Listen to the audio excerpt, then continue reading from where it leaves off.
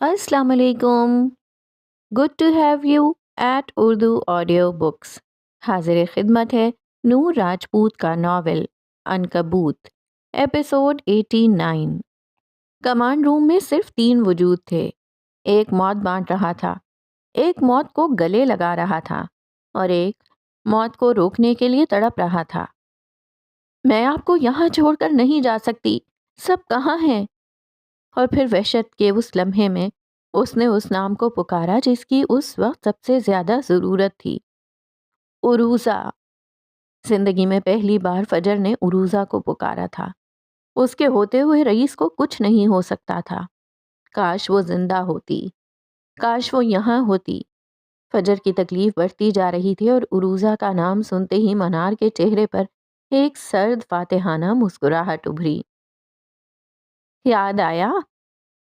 वैसे तुमसे ज़हीन तो तुम्हारी वो रोबोट उरूजा थी, मुझ तक पहुंच गई थी। उसने माजी का मंजर याद करते हुए कहा। जिस दिन फजर और वली का निकाह था वो उस तक पहुंच गई थी, इस मिशन के जरिए जिस पर वो वली के साथ काम कर रहे थे। लेकिन मैंने उसे यही वीडियोस दिखाई और उसे ऑप्शन दिया कि तुम्हें मार डाले या तुम्हें छोड़ दे। उसका रुख रईस की जानिब था जो अब तकलीफ से बेहाल हो रहा था। वो तुम्हें छोड़ नहीं सकती थी और ना मार सकती थी, तो उसने इस कहानी से निकलना ही जरूरी समझा। रईस के दांत भींच गए, जहर उसके अंदर फैलना शुरू हो गया था। उसके अंदर जलन सी हो रही थी, लेकिन वो जानती थी तुम्हारे हाथों मरने का एक ही तरीका है, तुम्हारी कमजोरी से खेला जाए। अगर वो रईस को मारने आती तो रईस खुद मर जाता, मगर उसे ना मारता। लेकिन उरूजा जानती थी अगर फजर को कुछ किया तो वो जब्त नहीं कर पाएगा, और उसने इसीलिए खुद को रास्ते से हटा लिया, क्योंकि उसे मनार ने ब्लैकमेल किया था। उसके पास वक्त कम था, बिल्कुल वैसे जैसे आज रईस के पास कम था। उरूजा को अपनी बाहों में दम तोड़ते याद करके रईस के अंदर तकलीफ की एक जोरदार लहर उठी जो हलक चीरती हुई बाहर निकल आई। खून की उबकाई। वो आगे को झुका, फर्श के साथ साथ उसके होंठ, उसकी सफ़ेद शर्ट सब सुर्ख माए से भर गए। ये देखते ही फजर का रंग फक हो गया। वो तेजी से उसकी जानिब बढ़ी। नहीं, नहीं रईस, आप ठीक हैं। वो उसे छू कर देख रही थी। वो खुद पर जब्त करने की कोशिश कर रहा था, मगर उसका जिस्म साथ छोड़ रहा था। जाओ फजर। फजर ने शिद्दत से नफ़ी में सर हिलाया। तुम्हें याद है ना मैंने तुम्हें क्या सिखाया था, तुम्हें क्या चुनना है? लेकिन मैं वो कुछ कहना चाहती थी। मुझसे वादा करो, तुम तुम सबसे ऊपर अपनी पहचान रखोगी, ठीक है? उसने फजर को देखते हुए गहरी नजरों से पूछा। घुटने मोड़े बैठी फजर ने नफी में सर हिलाया। जो पहचान पर हमला करेगा? वो सवालिया नजरों से देखते हुए बात अधूरी छोड़ गया। फजर ने खुद पर जब्त करते हुए अपनी हिचकी रोकी। जो पहचान छीनने आएगा? रईस ने फिर दोहराया। उसे उसे नहीं छोड़ूंगी। रईस ने सर को हौले से खम दिया। हमेशा, हर तरह के हालात में खड़ी रहूंगी। पूरी दुनिया से लड़ना पड़ा तो लड़ूंगी। वो असियत से सर झुकाते बोली। रईस की आंखों में एक मासूम सी चमक उभरी।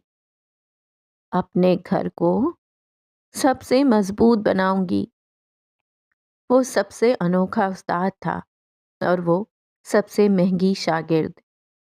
Big B. इससे पहले वो मजीद कुछ कहता, वो फिर से रो दी।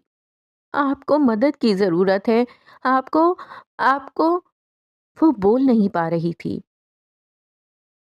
मेरी बात मानो, आज यहाँ बचाने वाला कोई नहीं आएगा, तुम्हें जाना होगा मेरे लिए। वो उसे वहां से भेजना चाहता था, जल्द अज जल्द। नहीं, मैं ऐसे नहीं जा सकती। मैं आपको। उसके अल्फाज टूट रहे थे। तुम तुम मुझे बर्बाद होते देख सकती हो? इस बार वो गुर्राया। فجر نے نفی میں سر ہلایا۔ میں آپ کو زندہ دیکھنا چاہتی ہوں، میں آپ کو مرتے ہوئے نہیں دیکھ سکتی۔ مجھے آپ کی ضرورت ہے، مجھے، ولی، فلک، ہم سب کو آپ کی ضرورت ہے۔ تمہیں جانا ہوگا فجر، میرے لیے خود کو سزا مت دیں۔ اور اگلے ہی پل رئیس نے اپنا سرخ مائع سے بھرا ہاتھ اس کے سر پر رکھا اور پھر جھک کر اپنے ہاتھ کی پشت پر لب رکھے۔ تمہارے لیے کچھ بھی۔ اور فجر کی تکلیف میں 1000 گنا اضافہ ہو گیا۔ وہ تڑپ اٹھی، تڑپ تڑپ کر رو دی۔ جاؤ جلدی، جو وہ کہے وہ کرنا۔ اس کا اشارہ ولی کی جانب تھا۔ زندہ رہیے گا بگ بی، زندہ رہیے گا۔ وہ سمجھتے ہوئے اٹھ کھڑی ہوئی۔ اسے کسی کو مدد کے لیے بلانا تھا۔ رئیس نے کرسی سے ٹیک لگاتے ہوئے اپنی کلائی پر بندھی گھڑی کا بٹن دبایا۔ کلک، دروازہ کھلتا چلا گیا۔ اس نے ایک آخری نظر رئیس پر ڈالی اور کپکپاتی ٹانگوں سے باہر کی جانب بھاگی۔ اس کے باہر نکلتے ہی دروازہ پھر سے بند ہو گیا۔ منار جو جلتی نظروں سے یہ منظر دیکھ رہی تھی وہ طنز کیے بنا نہیں رہ پائی۔ وہ تمہاری اتنی پیروی کیوں کرتی ہے؟ ایسا کیا ہے تم میں رئیس؟ کیا ہے تم میں؟ رئیس کچھ بول نہیں پایا۔ تکلیف نے اس کے الفاظ چھین لیے تھے۔ باہر فجر راہداری میں بھاگتی جا رہی تھی۔ سارے کمرے بند تھے، روشنیاں بند تھیں، یہاں نیم اندھیرا تھا۔ وہ اندھا دھند بھاگ رہی تھی اور پھر وہ کسی سے ٹکرا گئی۔ نہیں، سامنے والا اسے تھام چکا تھا۔ وہ اسے اندھیرے میں بھی پہچان گئی۔ یہ اس کی خوشبو تھی۔ وہ ہسٹریائی انداز میں چلائی، ولی، وہ بگ بی، چلو پلیز۔ اس نے ولی کا ہاتھ پکڑ کر واپس کھینچا مگر وہ وہیں رکا رہا۔ وہ حیرانی سے پلٹی۔ کھڑکیوں سے آتی روشنی میں وہ اب اسے دیکھنے کے قابل ہو گئی تھی۔ ہمیں جانا ہوگا۔ اس کی آواز سرد اور فیصلہ کن تھی۔ وہ آنسو پہنچ چکا تھا۔ پر انہیں ہماری ضرورت ہے، ہمیں جانا ہوگا۔ اس بار وہ سختی سے بولا۔ نہیں، وہ چلائی، ہمیں انہیں بچانا ہے۔ اگلے ہی پل ولی نے اسے کندھوں سے پکڑ کر جھنجھوڑا۔ انہیں ہماری ضرورت نہیں ہے، چلو یہاں سے اگر تم انہیں زندہ دیکھنا چاہتی ہو۔ وہ اسے پکڑ کر کھینچ رہا تھا جبکہ فجر بت بنی کھڑی تھی۔ جو وہ کہے وہ کرنا۔ رئیس کے الفاظ اس کی سماعت سے ٹکرائے۔ حالات ایسے ہو چکے تھے کہ اس کے حواس کام نہیں کر پا رہے تھے۔ یکدم ہی راہداری کی دھیمی روشنیاں جل اٹھیں، ایمرجنسی لائٹس۔ راہداری نیم روشن ہو گئی۔ وہ اسے لے کر ایک جانب مڑ گیا اور تبھی دوسری جانب سے مرکزی سیڑھیوں سے سفید فراک میں ملبوس فلک بھاگتی آ رہی تھی۔ اس کے گھونگھریالے بال آدھے کھل چکے تھے۔ اس کا رخ اوپر کی جانب تھا۔ وہ ایک پل کو ٹھہر گئی۔ پھولی سانس پر قابو پاتے ہوئے چاروں جانب دیکھا، یہاں کوئی نہیں تھا۔ آخر آج اتنا سناٹا کیوں تھا؟ یہ جہنم کی آنچ جتنی بڑی عمارت پہلے اتنی خوفزدہ کبھی نہیں لگی تھی۔ اس نے ہاتھ میں پکڑا والیٹ کھولا۔ اس کے اندر وہ نازک سی چھری تھی، ٹشو میں لپٹی ہوئی، جو اسے فجر نے دی تھی۔ اس نے وہ چھری نکالی اور والیٹ وہیں پھینکتے ہوئے سیڑھیوں کی جانب قدم بڑھائے۔ کمانڈ روم اوپر تھا اور اسے وہاں پہنچنا تھا۔ جبکہ اوپر کمانڈ روم میں منار کی نظریں اسکرین پر تھیں۔ ٹائمر چل رہا تھا، صرف 20 منٹ بچے تھے۔ وہ مسکرائی۔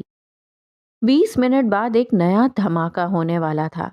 نیچے راہداری سے نکل کر ہیڈ آفس کے پچھلے حصے کی جانب بھاگتے ہوئے ولی کے کان میں لگے ایئر بڈ میں سنسناہٹ ہوئی۔ ہیلو اسکار، تم سن رہے ہو؟ ہاں، میں سن رہا ہوں۔ اس نے فجر کا ہاتھ مضبوطی سے تھام رکھا تھا۔ یہاں حالات قابو میں ہیں، میں واپس آ رہا ہوں، ہمارے 3 گارڈ ہلاک ہوئے ہیں۔ جبکہ ولی نے بھاگتے بھاگتے رک کر اوپر کمانڈ روم کی جانب دیکھا۔ اس کا تنفس پھولا ہوا تھا۔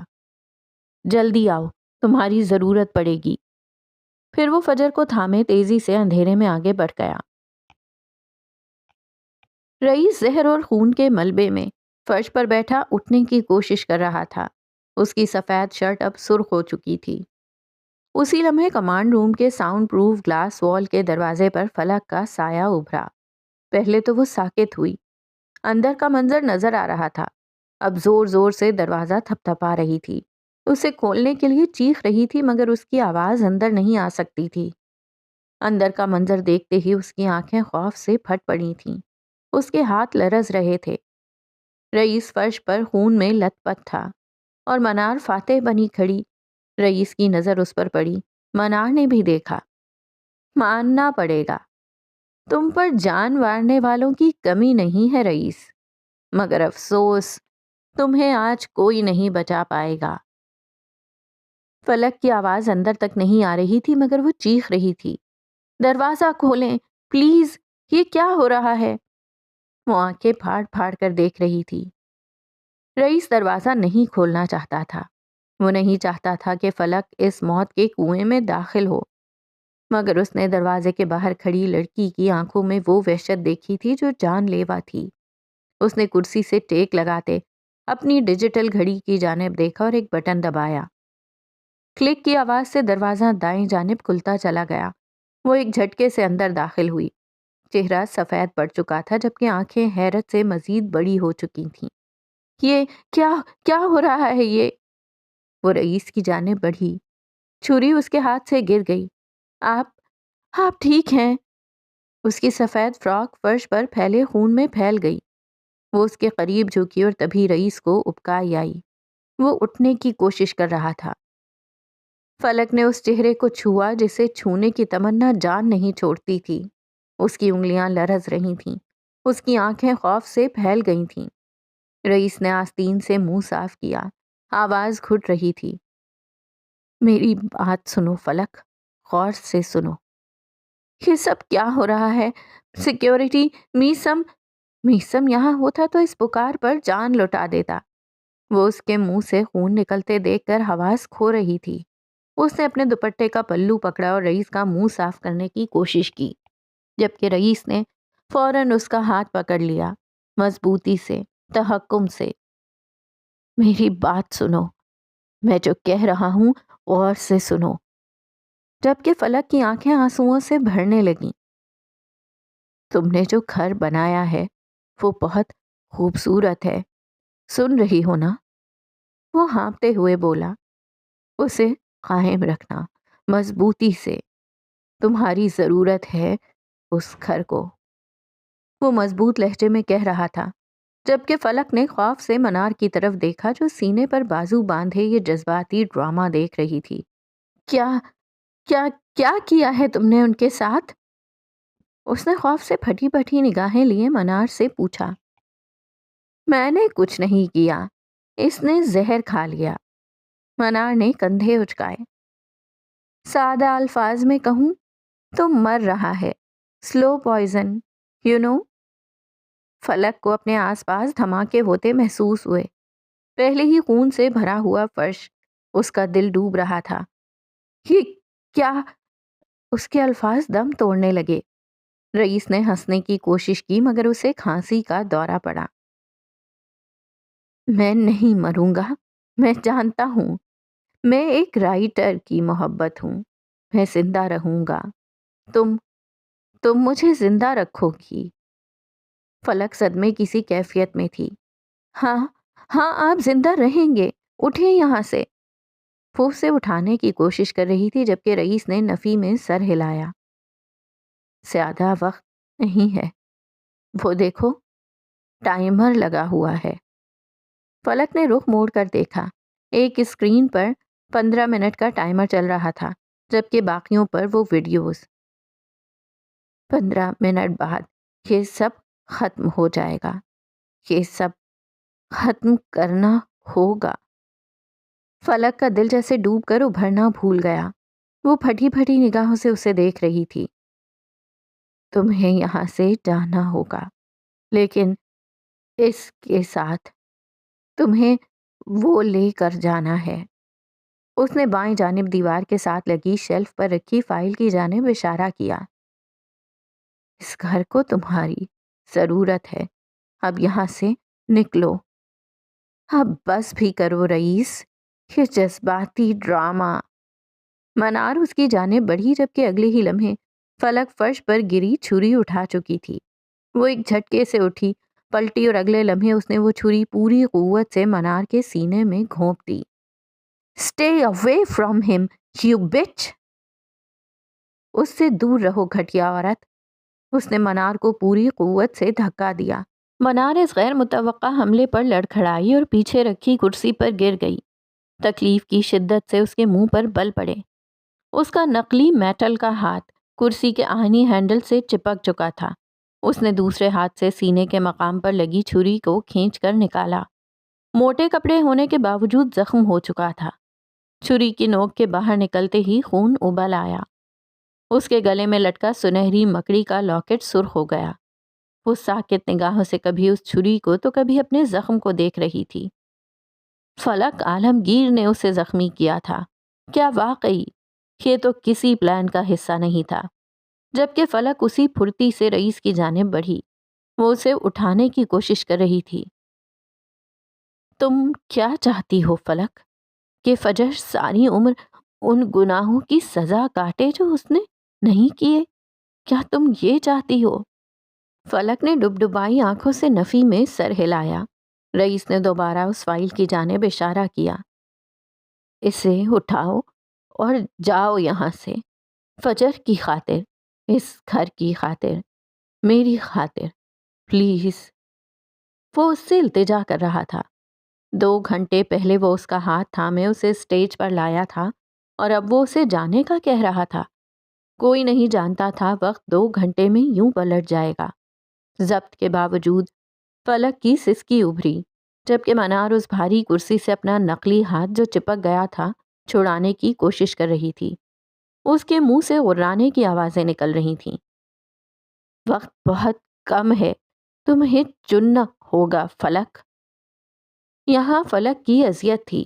ایک طرف اس کی محبت فرش پر مر رہی تھی، دوسری طرف اس کا گھر، اس کی دوستی، فجر کی زندگی تھی۔ ہاں، وہ کہتی تھی کہ اس کی لو سٹوری پوری دنیا سے منفرد ہوگی، لیکن کچھ ایسی ہوگی وہ نہیں جانتی تھی۔ اس نے منہ بھینچتے ہوئے سر جھکایا، دل لرز رہا تھا۔ میں جانتا ہوں تم گھر چنو گی کیونکہ تم فلک عالمگیر ہو۔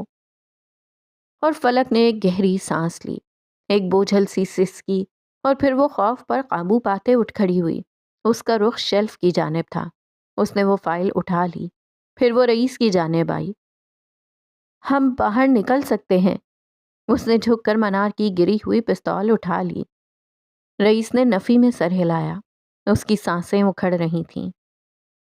یہ ٹائمر تب ہی رک سکتا ہے جب میری دھڑکن ساکت ہوگی، ورنہ سب تباہ ہو جائے گا۔ وہ اس کا ڈیڈ مینز سوئچ تھا۔ فلک نے تڑپتے دل پر قابو پاتے ہوئے سمجھنے کی کوشش کی۔ آنکھیں بند کر کے ایک گہری سانس لی۔ وہ مصنفہ تھی اور مصنفین لمحوں میں فیصلے کرتے ہیں۔ تب تک منار اپنا نقلی ہاتھ کلائی سے اتارتے ہوئے اٹھ کھڑی ہوئی۔ وہ ہاتھ کرسی سے چپکا رہ گیا تھا۔ بنا ہاتھ کے اس کا وجود مزید وحشت زدہ لگا۔ وہ تیزی سے فلک کی جانب بڑھی۔ فلک نے فوراً گن اس پر تان لی۔ اس نے رجب والے حادثے کے بعد تھوڑی بہت چلانا سیکھی تھی۔ فخر نے اسے سکھائی تھی۔ اس وقت وہ خوفزدہ تھی مگر پھر بھی اس نے گن تان رکھی تھی۔ دور رہو ورنہ۔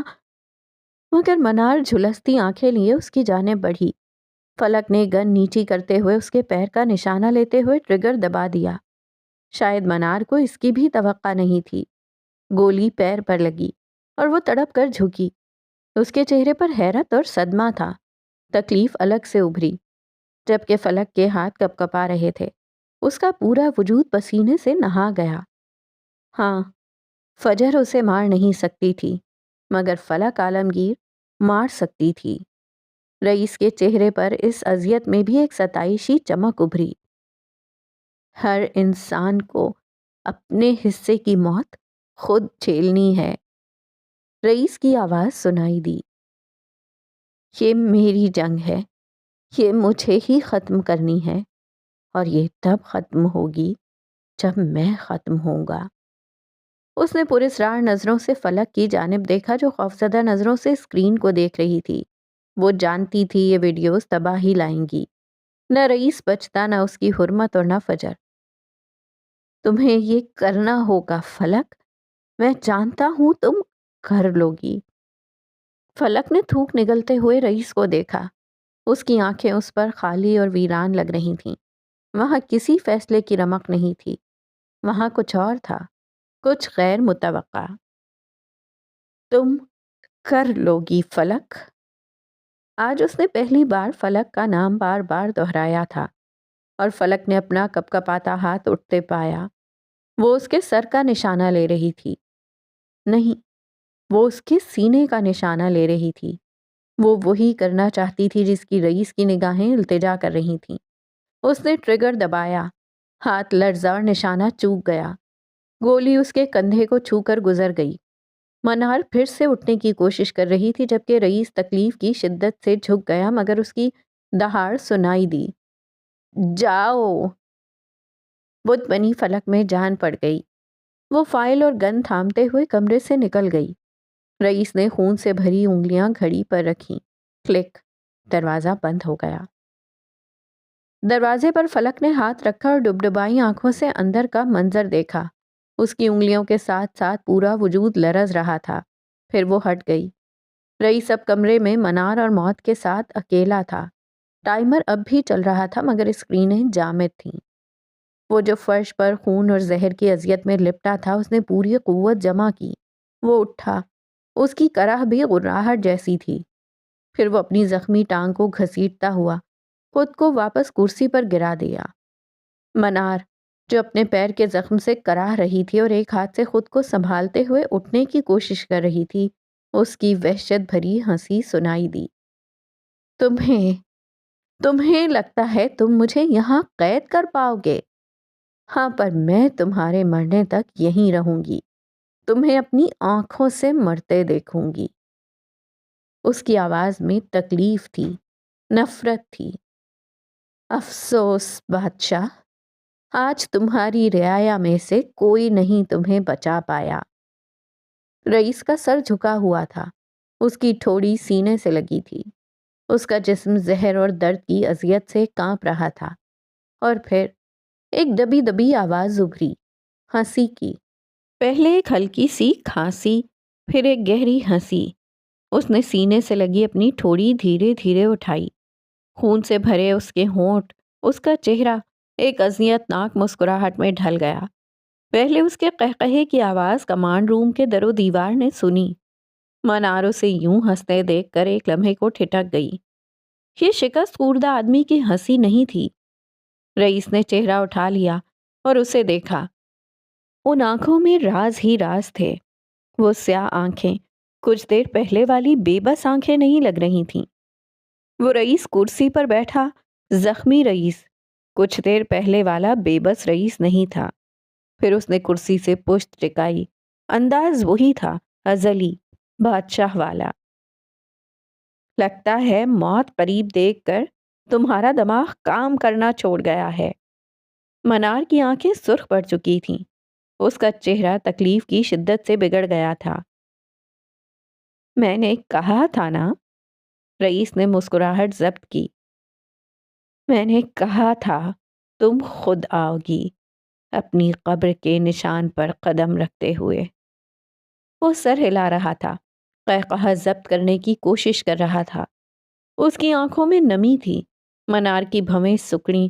اسے کچھ غلط ہونے کا احساس ہوا۔ وہ پھر سے ہنس دیا۔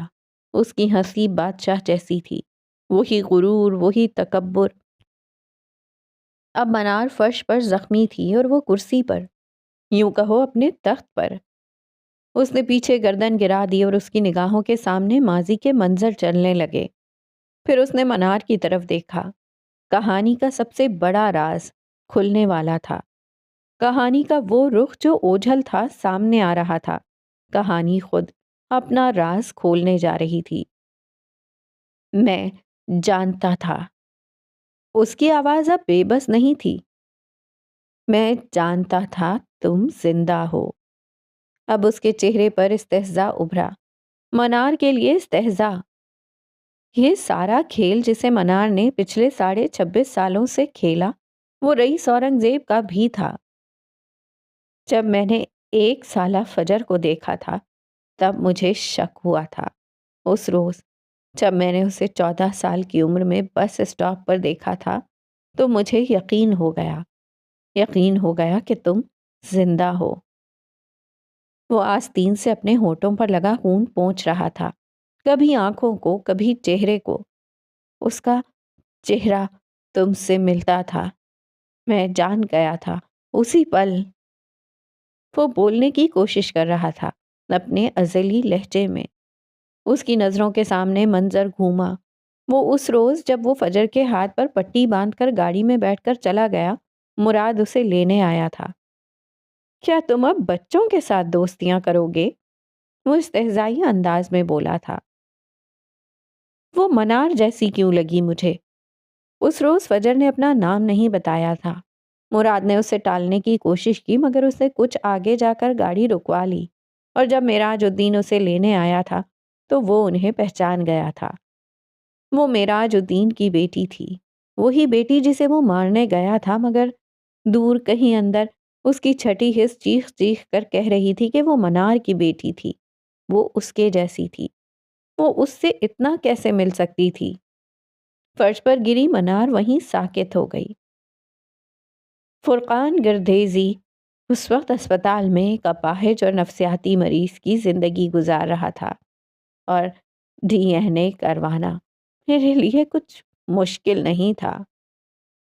فرقان گردیزی اپنے باپ اور بھائی کے خلاف ہو چکا تھا۔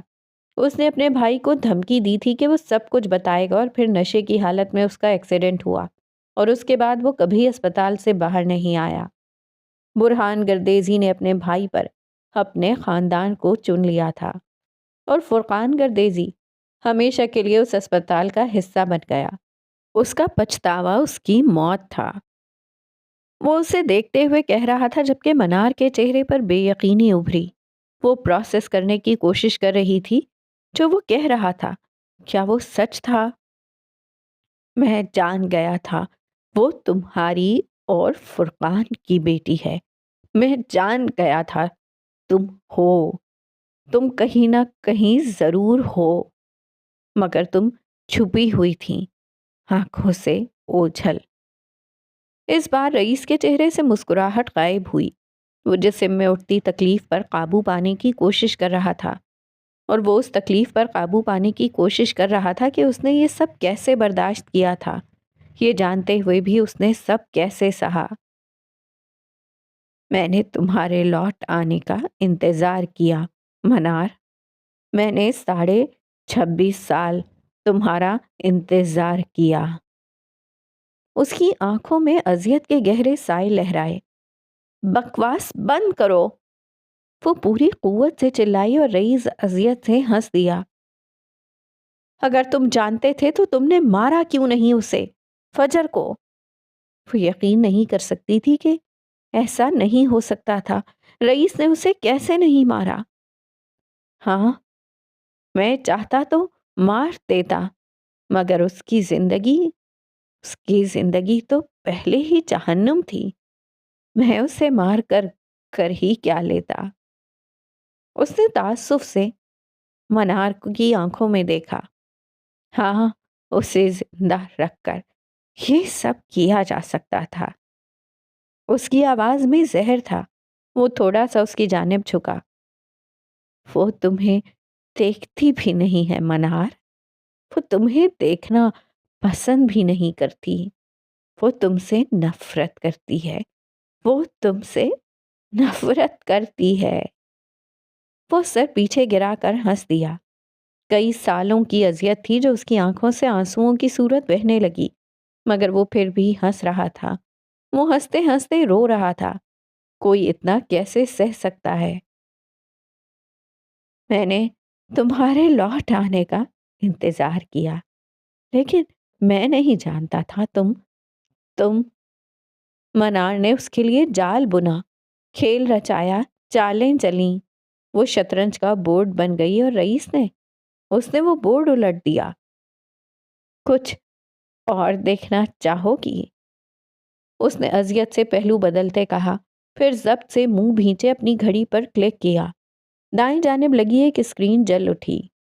منار نے اسکرین کی جانب دیکھا اور پھر اس کی آنکھیں حیرت سے پھیل گئیں۔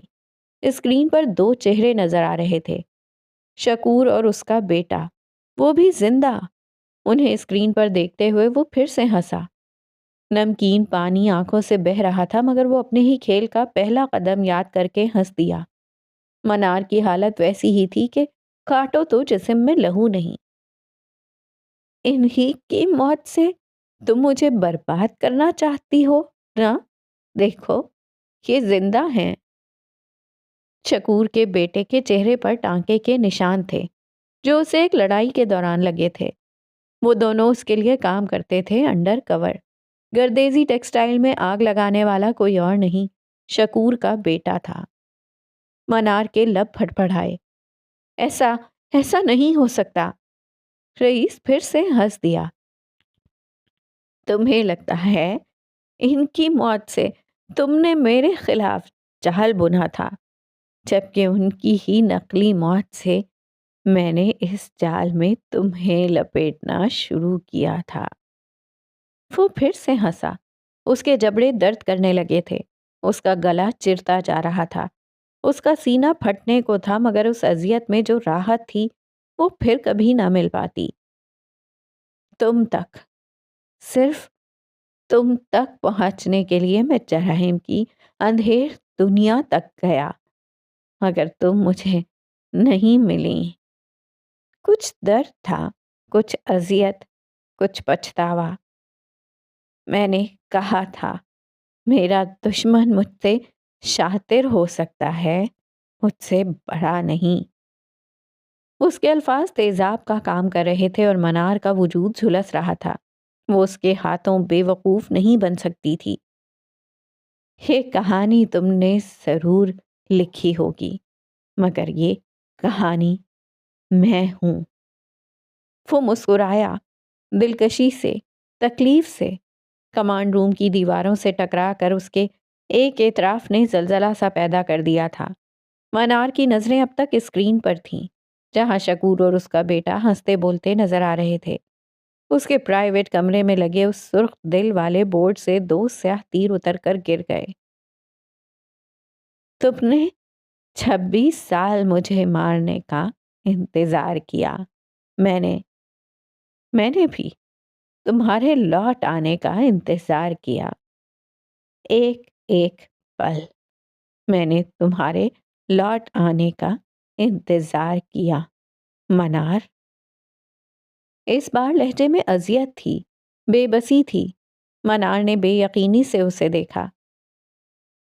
یہ سچ نہیں ہے۔ اس کا دماغ یہ پروسیس نہیں کر پا رہا تھا۔ اس وقت جسمانی تکلیف کہیں پیچھے رہ گئی تھی۔ وہ اس سے زیادہ برداشت کرنے کی عادی تھی، مگر اندر جو جل رہا تھا وہ ناقابل برداشت تھا۔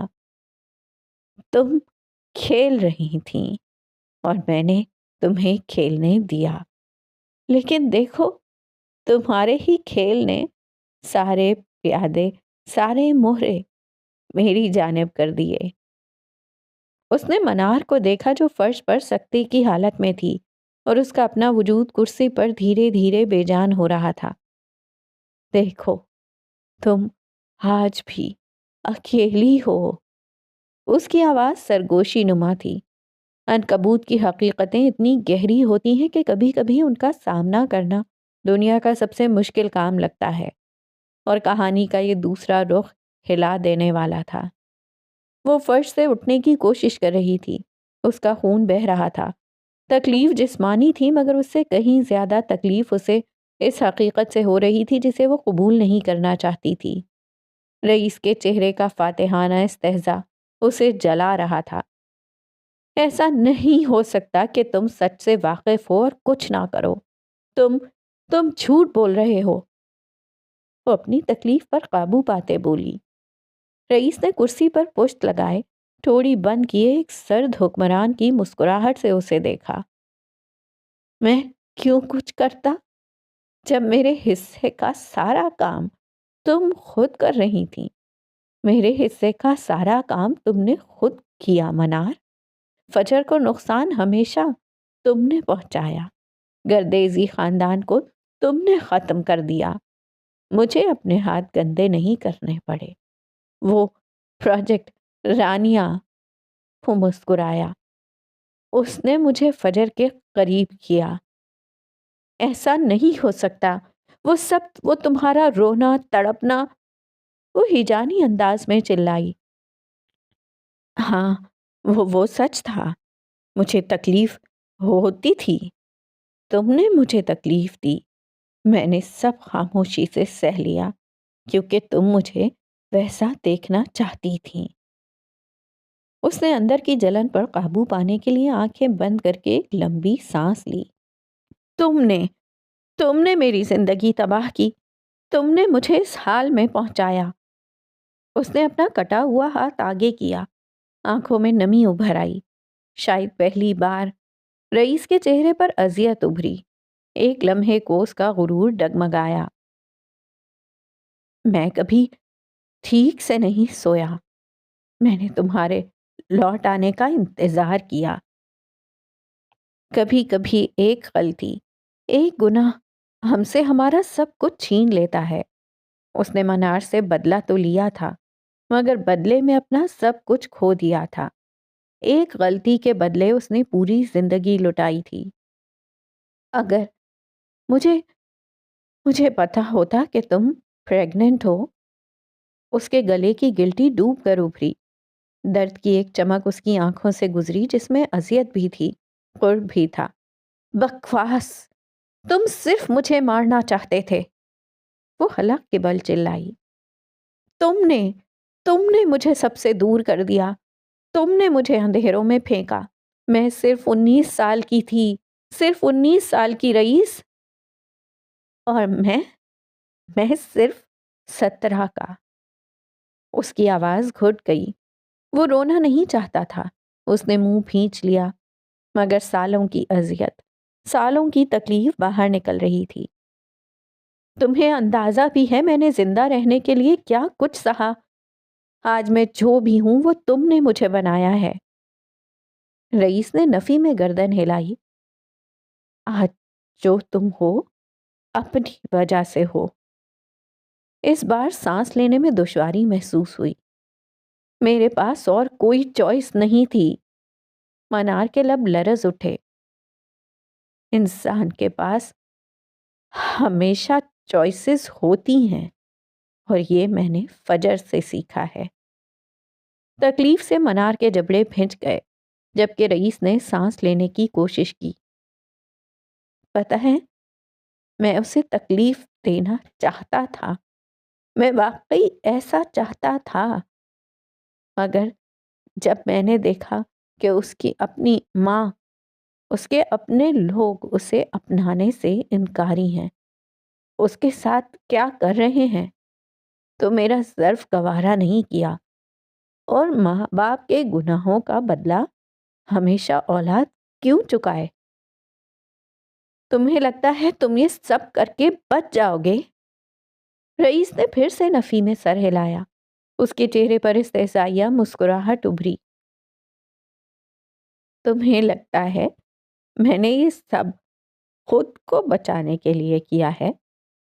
تمہیں لگتا ہے تم بآسانی یہاں چلی آئیں کیونکہ تم یہاں آنا چاہتی تھیں؟ تم نے مجھے زہر دیا کیونکہ تم دینا چاہتی تھیں۔ بات کے آخر پر وہ پھر سے ہنس دیا۔ تم یہاں آئیں کیونکہ میں چاہتا تھا۔ تم نے میری کمزوریوں کا فائدہ اٹھایا کیونکہ میں نے اٹھانے دیا۔ پھر اس نے اسکرین کی جانب دیکھا۔ ٹائمر پر 5 منٹ چمک رہے تھے، صرف 5 منٹ۔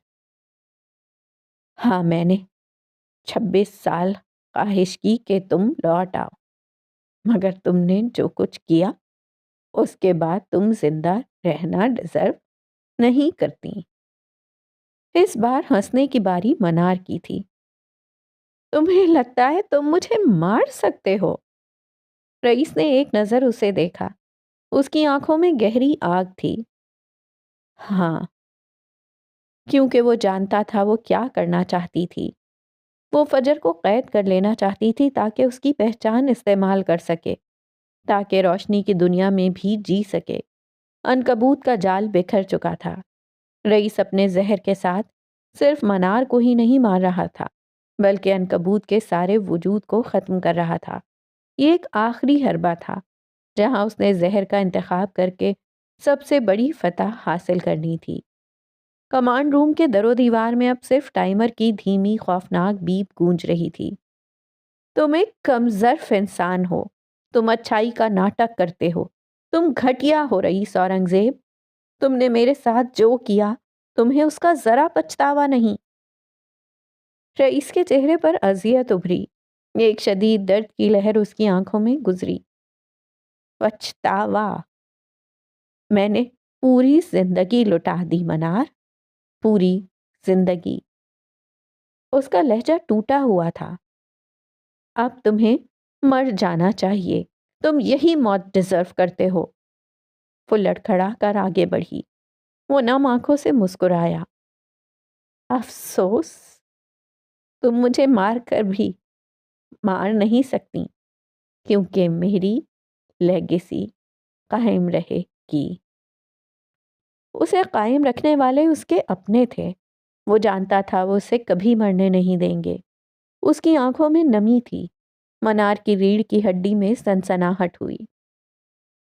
تم محبت کا ناٹک کرتے ہو، تم جھوٹے ہو۔ وہ جانتی تھی رئیس نے اس کا پورٹریٹ اتار کر فجر کا لگا دیا تھا۔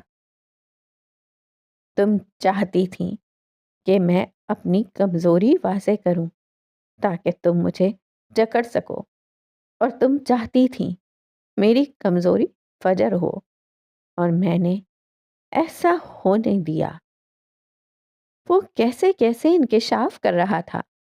تو پھر وہ سب کیا تھا؟ فجر سے محبت؟ اس کی آنکھیں چیخ چیخ کر سوال کر رہی تھیں۔ میں نے ویسا خود کو دکھایا کیونکہ تم دیکھنا چاہتی تھیں۔ بلقیس بیگم کہتی تھیں اگر وہ بزنس مین نہ ہوتا تو اداکار ہوتا۔ محبت کا ناٹک تمہیں خوب آتا ہے، تم لوگوں کا استحصال کرتے ہو۔ اس نے ایک قدم آگے رکھا، خون کے قطرے فرش پر گرتے چلے گئے۔ محبت تو ایک نام ہے، اس جذبے کے بہت سے معنی ہیں۔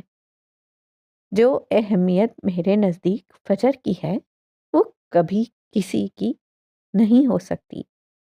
اس نے میری زندگی روشن کی، اس نے مجھے تمہارے اندھیروں سے نکالا۔ ہاں، وہ اس کے لیے کسی کی بھی جان لے سکتا تھا، پھر چاہے وہ کوئی بھی ہو۔ مگر افسوس کہ تمہیں یہ چہرہ پھر بھی نہیں ملا، اور کبھی نہیں ملے گا، کسی جہان میں نہیں۔ تم تڑپو گے، ہمیشہ تم تڑپو گے۔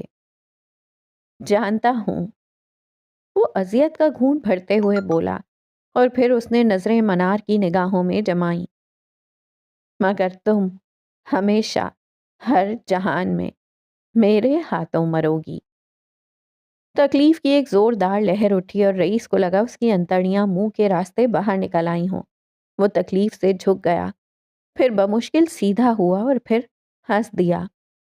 اب سمجھ آیا، اب سمجھ آیا لوگ مجھے بادشاہ کیوں کہتے ہیں۔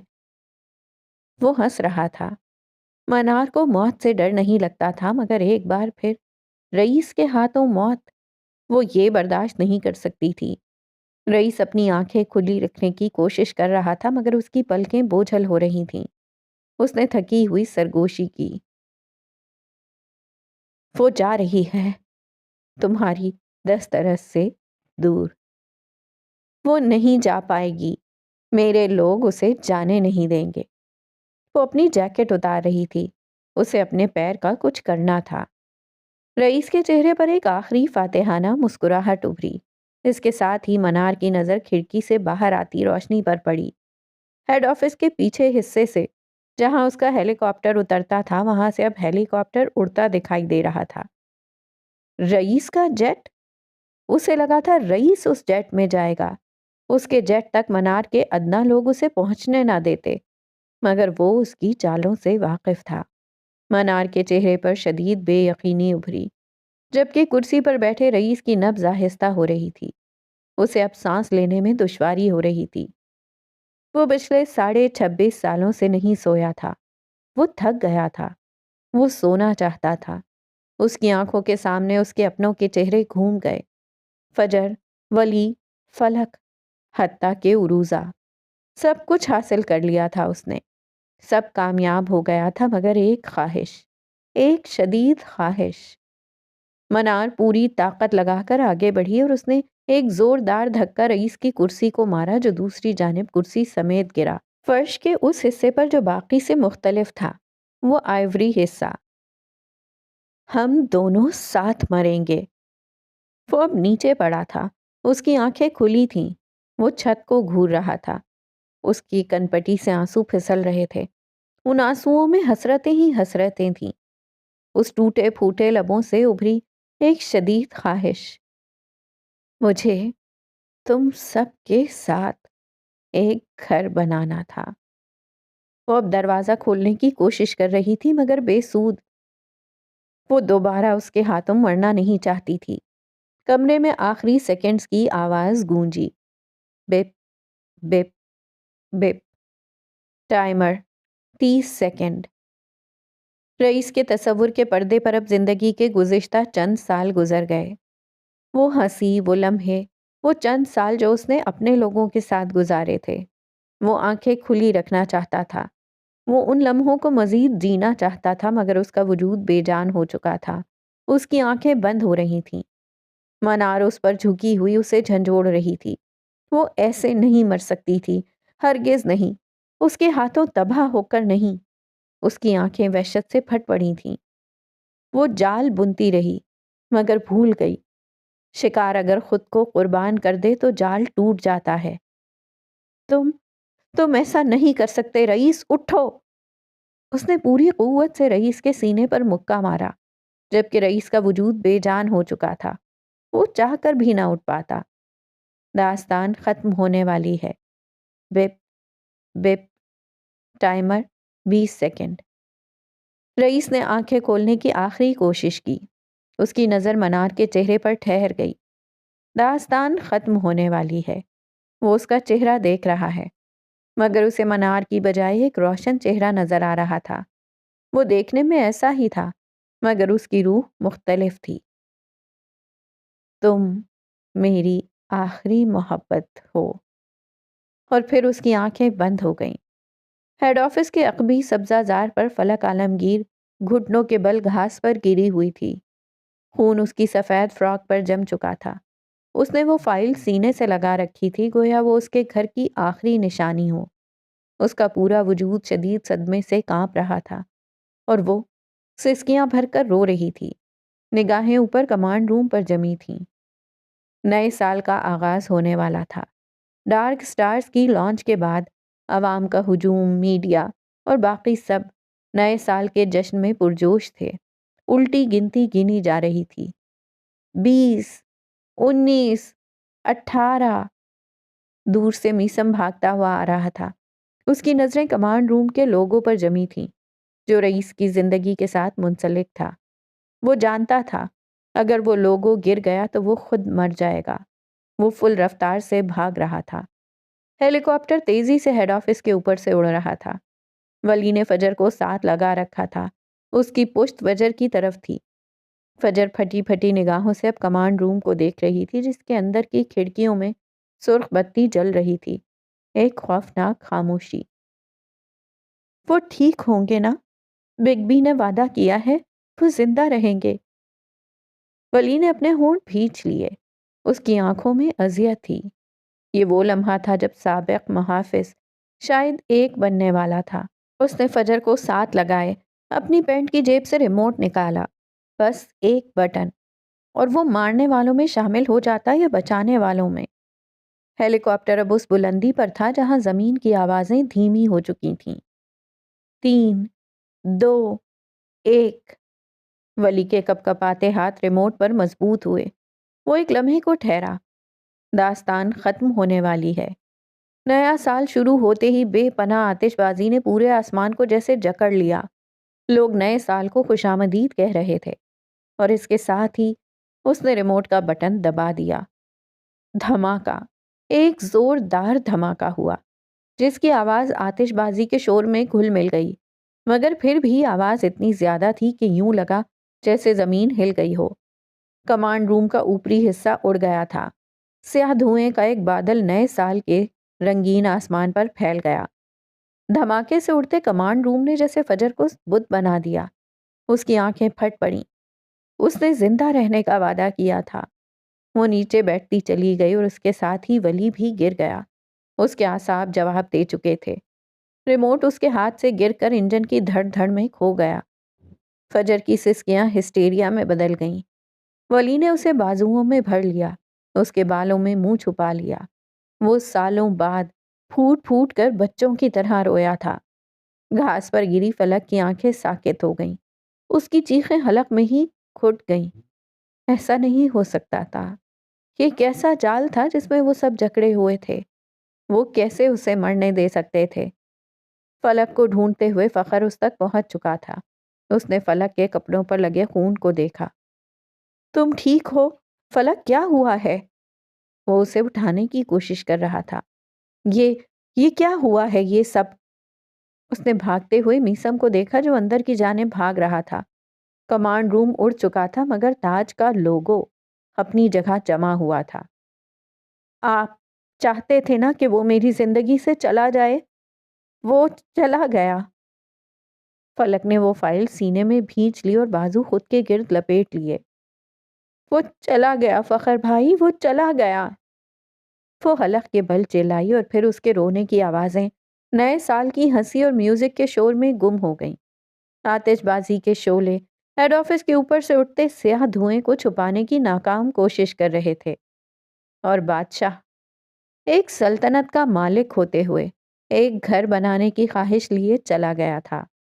وہ گھر جو اس نے خود نہیں بنایا مگر اسے قائم رکھنے کے لیے خود کو مٹا دیا۔ وہ دونوں اسلام آباد سے محو پرواز تھے۔ صبح 3:30 بجے جہاز نے ٹیک آف کیا تھا۔ فجر کی سفید شرط تبدیل ہو چکی تھی۔ وہ دونوں ساکت تھے، بالکل ساکت۔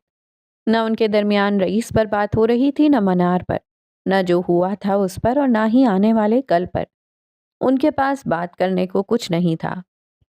ولی جو اب تک ایک مجسمے کی طرح ساکت بیٹھا تھا، اس نے اپنے ہاتھوں کو دیکھا۔ اس کے کندھے پر رئیس کا آخری لمس تھا۔ وہ تو بچانے والوں کے لشکر میں تھا، مگر آج اس نے کیا کیا تھا؟ یہ سچ تھا جو اسے سکون سے سونے نہیں دے گا، یا شاید یہی سچ تھا جو اسے اب سونے دے گا؟ فجر کھڑکی سے باہر آسمان کی ویرانی کو دیکھ رہی تھی۔ اس کے چہرے پر آنسوؤں کے دھاروں کے سوا کچھ نہیں تھا۔ اسے اپنا وہ چہرہ یاد آیا جو اس نے رئیس کے خون سے بھری انگلیاں چھونے کے بعد صاف تھا۔ اس نے یہ خود کے لیے کیا تھا یا صرف اس کے لیے؟ وہ اس سوال کا جواب کبھی نہیں ڈھونڈ پائے گی، کیونکہ جواب دینے والا اب اس کی وجہ سے ایک یاد میں بدل چکا تھا۔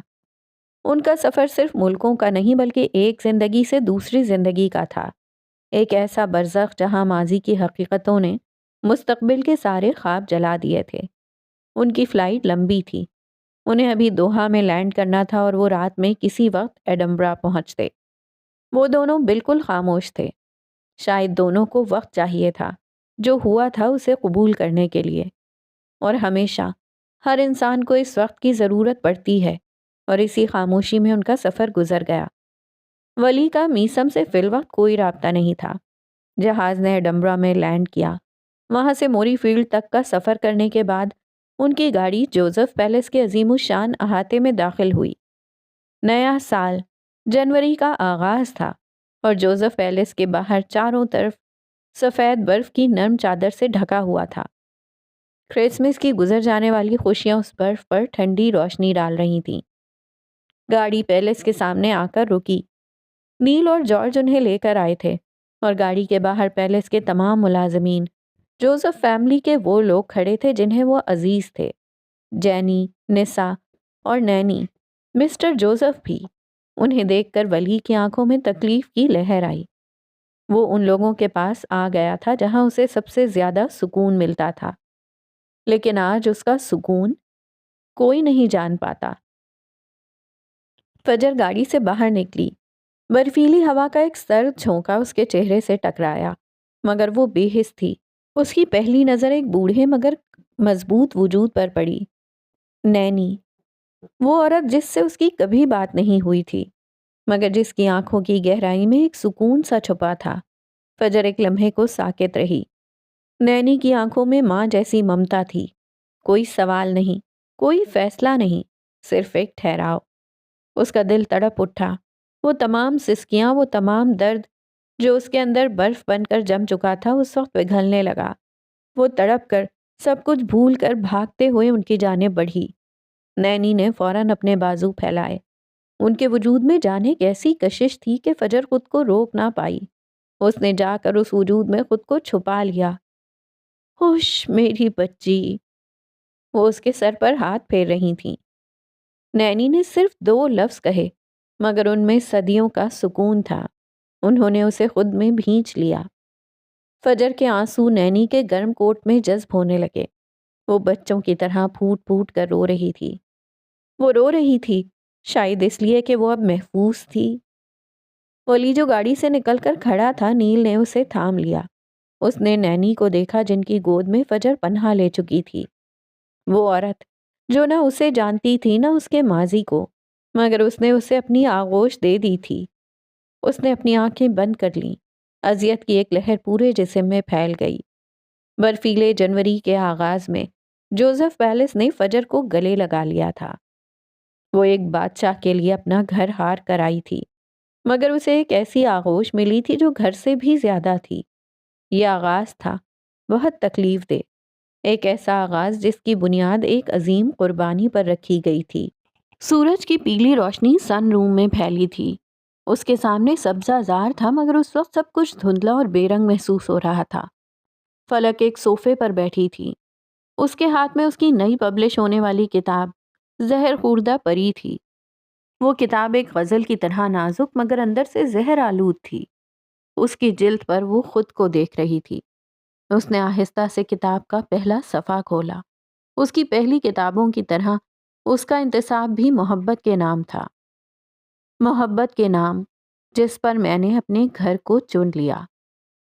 وہ محبت جس کی آخری سانسیں اس نے اپنی آنکھوں سے دیکھی تھیں۔ وہ محبت جس کے وجود کو ختم کرنے کے لیے اسے خود کو منطق کے حوالے کرنا پڑا تھا۔ اس کی ذہنی حالت ایک جمود کا شکار تھی۔ اس کا وجود سرد ہو چکا تھا، جیسے ایڈمبرا کی برف اس کے اندر اتر آئی ہو۔ اس کے ہاتھ لرز رہے تھے۔ یہ وہ ہاتھ تھے جن سے وہ خواب بنتی تھی، کہانیاں لکھتی تھی، اور یہی ہاتھ تھے جن سے اس نے کمانڈ روم کے فرش پر پڑی چھری اٹھا کر منار کے سینے میں گھونپی تھی۔ یہی ہاتھ تھے جن سے اس نے پستول تھام کر رئیس پر نشانہ تانا تھا۔ اس کی محبت کی داستان اس قدر انوکھی ہوگی، اسے اندازہ بھی نہیں تھا۔ وہ لڑکی جو ہمیشہ فیری ٹیلز میں رہا کرتی تھی، جہاں محبت کا انجام ہمیشہ فتح ہوتا ہے، آج اس کی اپنی زندگی ایک زہریلی فیری ٹیل میں بدل چکی تھی۔ اس کی کہانی میں سیاہ حرف نے خود کو ختم کر دیا تھا تاکہ باقیوں کو ان کا گھر مل جائے۔ وہ سسک پڑی تھی۔